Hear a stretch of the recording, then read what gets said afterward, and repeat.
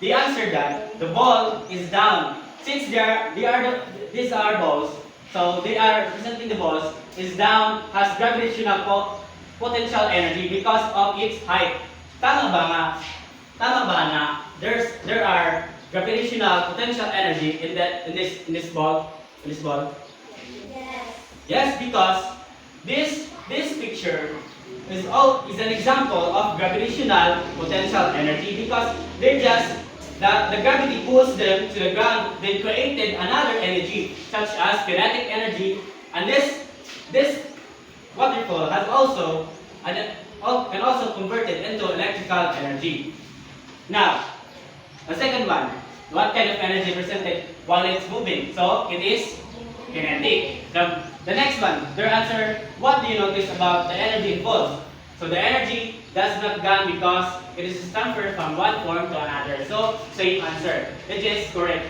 Now, all of you will get 5 points each because all of you participated and then got the correct answer.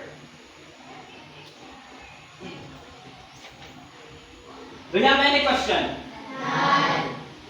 Clarification? None. Since none, let's proceed to energy transformation chain. Can you read the instruction, everyone? Draw an energy transformation chain for a falling object or flowing water.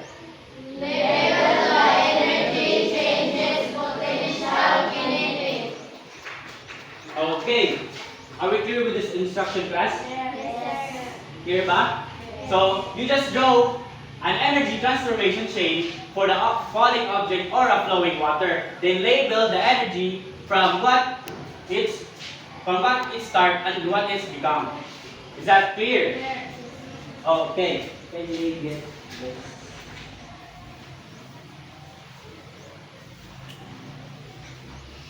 Okay, this one.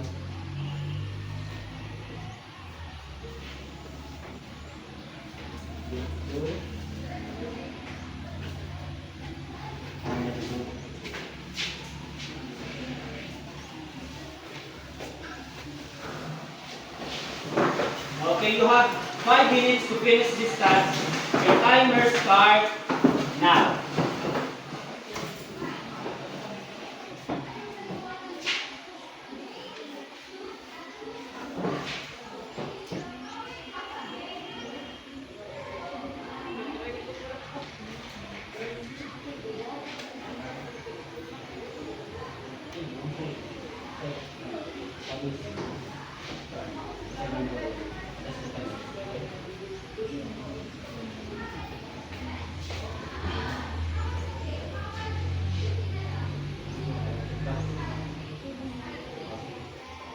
Just the connect ko inside.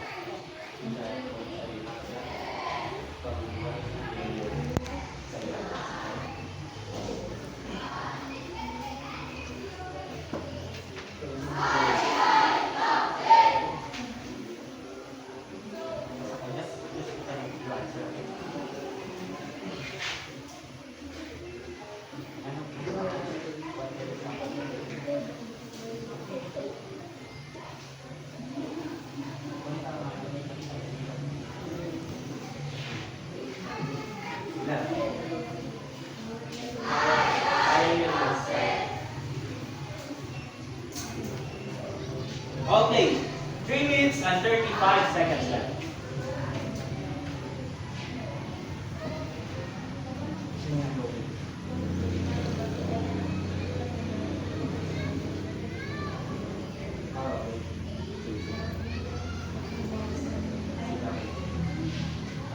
Basta ko na, kung sa'yo yung answer.